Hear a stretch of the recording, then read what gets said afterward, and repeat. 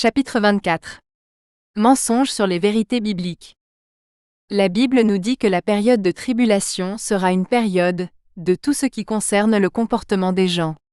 Nous le savons grâce à l'exemple biblique de Noé. Dans un chapitre précédent, nous avons expliqué que Noé a vécu la période la plus mauvaise sur terre, et que c'est pourquoi Dieu a tout détruit avec le déluge. La Bible nous dit également que l'époque actuelle est exactement comme celle de Noé. Dans la deuxième écriture ici, la venue du Fils de l'homme fait référence à la seconde venue de Jésus. L'Éternel vit que la méchanceté des hommes était grande sur la terre, et que toutes les pensées de leur cœur se portaient continuellement uniquement vers le mal. Mais Noé trouva grâce aux yeux de l'Éternel. Genèse 6, 5, 8. Car comme dans les jours qui précédèrent le déluge, les hommes mangeaient et buvaient, se mariaient et mariaient leurs enfants, jusqu'au jour où Noé monta dans la barque. Et ils ne se doutèrent de rien, jusqu'à ce que le déluge vînt et les emporta tous. Ainsi en sera-t-il à l'avènement du Fils de l'homme. Matthieu 24, 38 à 39. À l'époque de Noé, le monde était en proie au mal, à la méchanceté et au péché à un point tel que Dieu a détruit toutes les personnes sauf 8. Voilà à quoi ressemblera le monde, juste avant la seconde venue de Jésus. Je suis sûr que vous voyez que le monde a été infecté par le mal. C'est partout dans l'actualité, dans les émissions de télévision et dans les films. Vous entendez parler de gens agissant comme des zombies et dévorant d'autres personnes, de personnes décapitées, de péchés sexuels endémiques, de drogues légalisées, de fusillades de masse, etc. Le monde est en désordre. Je ne pense pas que la plupart des gens se considèrent comme méchants. Nous pensons que quelqu'un doit commettre le crime le plus odieux et le plus sanglant pour être méchant. Mais ce n'est pas le cas. Être méchant signifie être pécheur, être une personne moralement mauvaise, quelqu'un qui cause du mal, ou être injuste et mauvais. Cela signifie agir contrairement à ce qui est juste, saint et pieux. Nous agissons tous quotidiennement, contrairement à Dieu parce que nous sommes des pécheurs. Mais la méchanceté est différente du péché, parce qu'elle implique une mauvaise intention. Si vous êtes méchant, vous n'éprouvez plus de sentiment de culpabilité à l'égard de votre comportement pécheur. La méchanceté, c'est avoir un mauvais tempérament ou une mauvaise nature. Les méchants ne se sentent pas responsables devant Dieu. Cette écriture concerne les mauvais comportements. Regardez tous les adjectifs qu'il utilise pour le décrire. Pas de place pour Dieu dans ses pensées, tromperie, guette, se cache en secret, il cache sa face à Dieu. Le méchant, dans l'orgueil de son visage, ne laisse aucune place à Dieu dans ses pensées. Sa bouche est pleine de malédictions, de tromperie et d'oppression. Sous sa langue, il n'y a que méchanceté et iniquité. Il se tient en embuscade près des villages. Dans des embuscades, il tue l'innocent.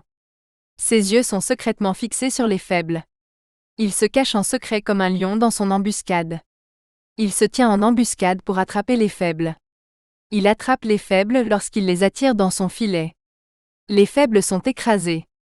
Il s'effondre. Il tombe sous sa force. Il dit en son cœur, Dieu a oublié. Il cache son visage. Il ne le verra jamais. Lève-toi, Yahvé. Dieu, lève ta main. N'oublie pas les faibles. Pourquoi le méchant condamne-t-il Dieu, et dit-il en son cœur, Dieu ne me demandera pas de compte. 4, 7 à 13. Ce mal qui prévaut, vous mentira sur ce qui est moralement accepté. Le mal n'a ni moralité ni droiture. Avec le mal, tout est acceptable. Nous voyons le mal à l'œuvre sur terre depuis des milliers d'années. Attendez-vous à voir une augmentation des comportements immoraux, et une acceptation de ce comportement par les masses. L'immoralité sexuelle sera endémique. Cela impliquera un mépris pour les enseignements bibliques sur la virginité, et les relations matrimoniales monogames et hétérosexuelles. La colère sera hors de contrôle.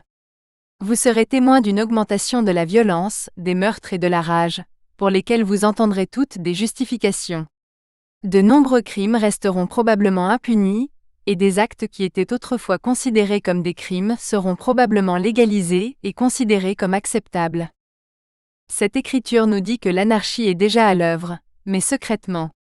Cependant, une fois l'enlèvement effectué, ce ne sera plus un secret. C'est alors que le frein, le Saint-Esprit, est retiré. À ce moment-là, l'homme de l'anarchie, l'Antéchrist, accédera au pouvoir. Il y a une raison pour laquelle on l'appelle l'homme de l'anarchie. C'est à cause de la façon dont il se comporte. Il sera méchant, et ignorera toute moralité. Car ce jour-là ne viendra pas avant qu'une grande rébellion contre Dieu se soit produite, et que l'homme d'iniquité, celui qui amène la destruction, se soit révélé. Car cette iniquité est déjà à l'œuvre en secret, et elle le restera jusqu'à ce que celui qui la retient se soit retiré. 2 Thessaloniciens 2, 3, 7 traduction nouvelle vivante. La Bible nous dit quels sont certains de ces péchés, qui prévaudront après l'enlèvement. Jetons un coup d'œil. Sache que dans les derniers jours, il y aura des temps difficiles. Car les hommes seront égoïstes, amis de l'argent, fanfarons, hautains, blasphémateurs, rebelles à leurs parents, ingrats, irréligieux, insensibles, déloyaux, calomniateurs, intempérants, cruels, ennemis des gens de bien, traîtres, emportés, enflés d'orgueil, aimant le plaisir plus que Dieu, ayant l'apparence de la piété mais reniant ce qui en fait la force. 2 Timothée 3, 1-5. Vous avez pour père le diable, et vous voulez accomplir les désirs de votre père. Il a été meurtrier dès le commencement, et il ne se tient pas dans la vérité, parce qu'il n'y a pas de vérité en lui. Lorsqu'il ment, il parle de son propre chef. Car il est menteur et le père du mensonge. Jean 8, 44. Alors que la colère de la tribulation se déchaîne sur la terre, nous apprenons dans la Bible que la plupart des gens continueront à mépriser Dieu.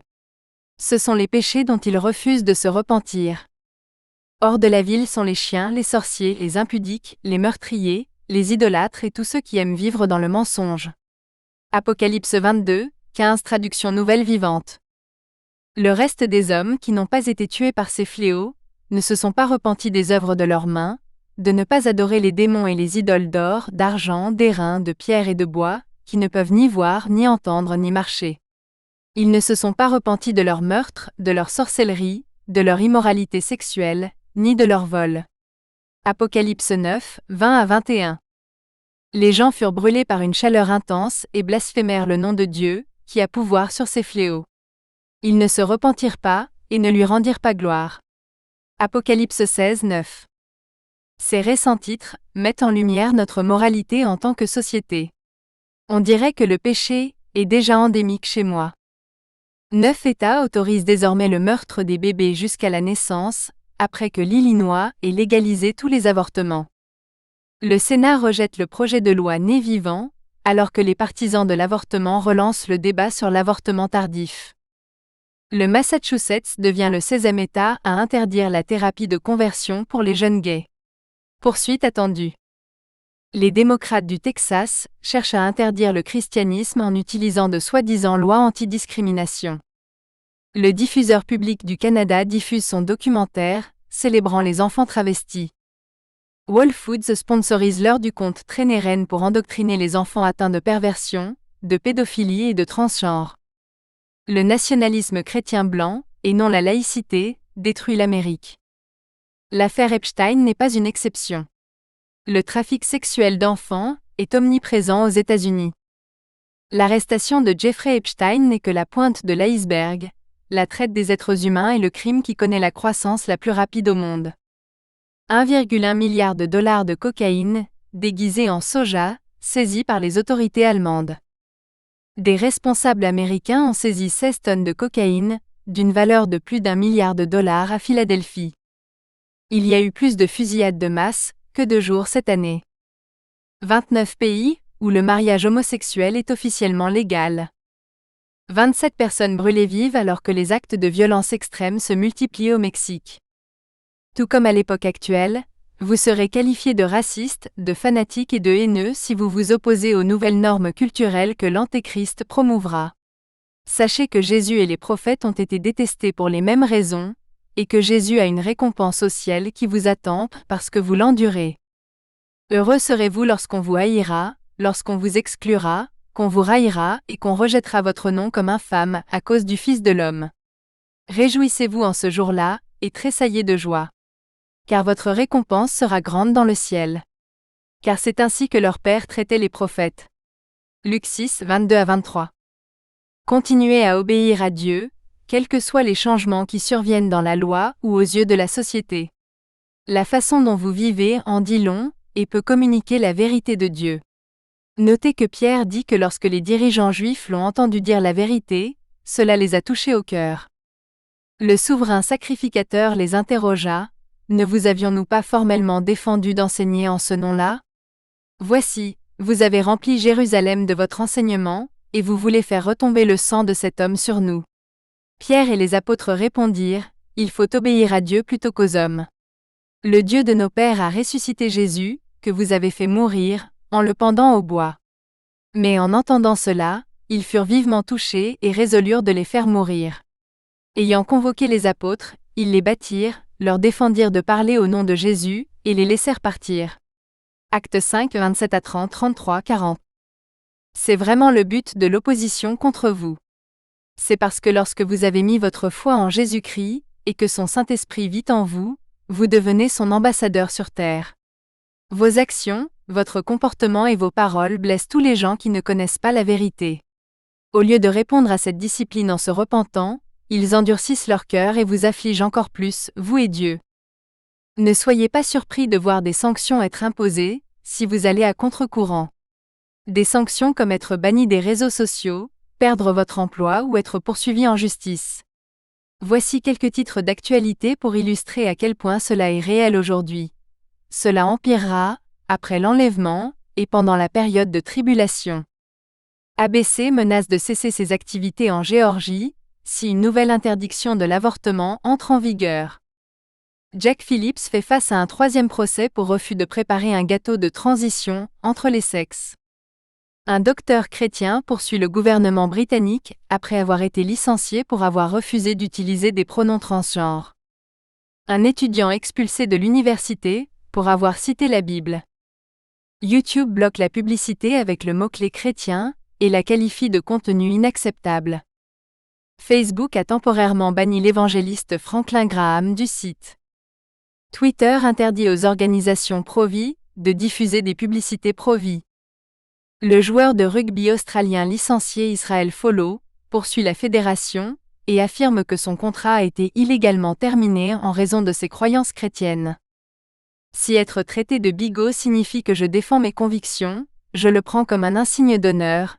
Un médecin chrétien qui a refusé de traiter Madame d'homme barbu de 2 mètres explique pourquoi il est déterminé à lutter contre une affaire juridique historique.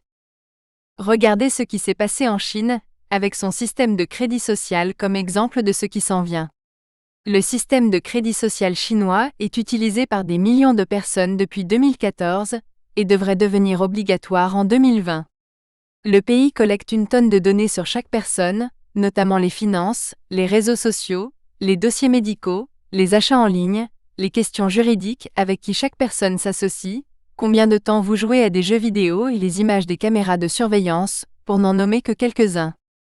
Le score d'une personne augmente ou diminue en fonction des choix sociaux et du comportement.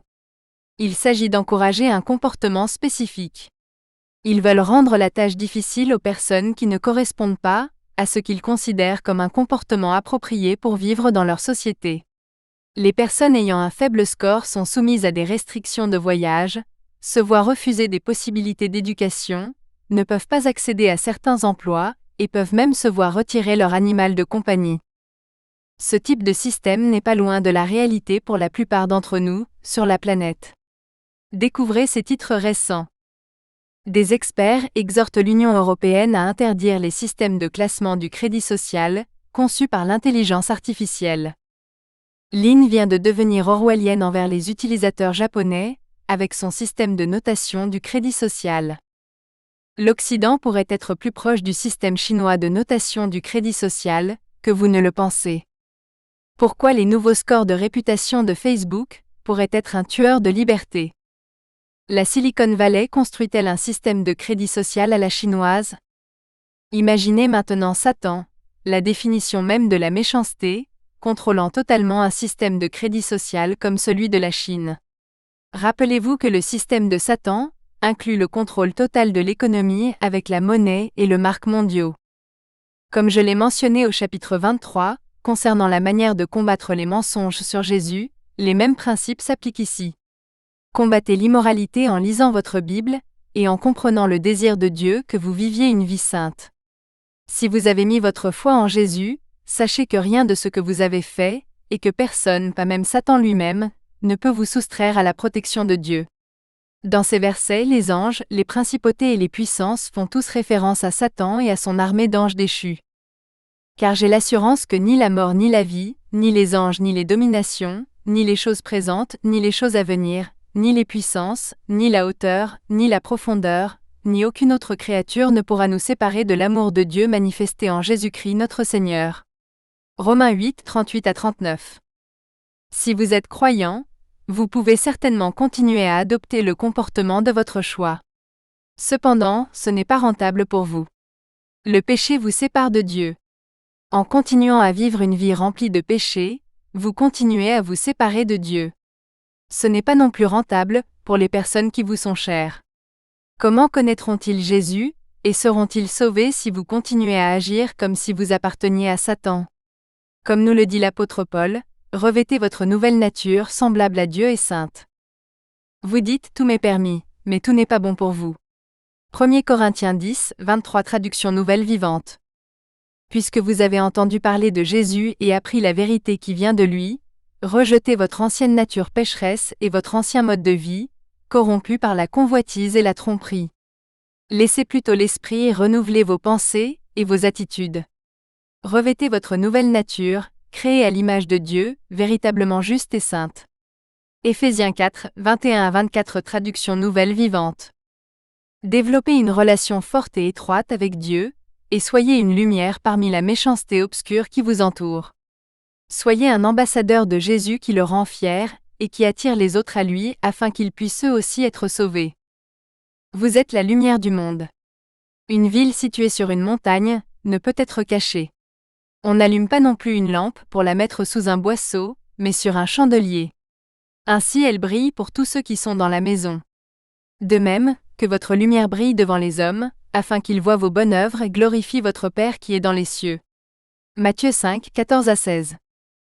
Ne tombez pas dans le piège des mensonges de Satan sur la moralité, et sur les comportements acceptables dans la société de l'Antéchrist. Vous êtes responsable devant Dieu, alors comparez tout ce que vous entendez avec la parole de Dieu, et voyez ce qu'il a à dire à ce sujet.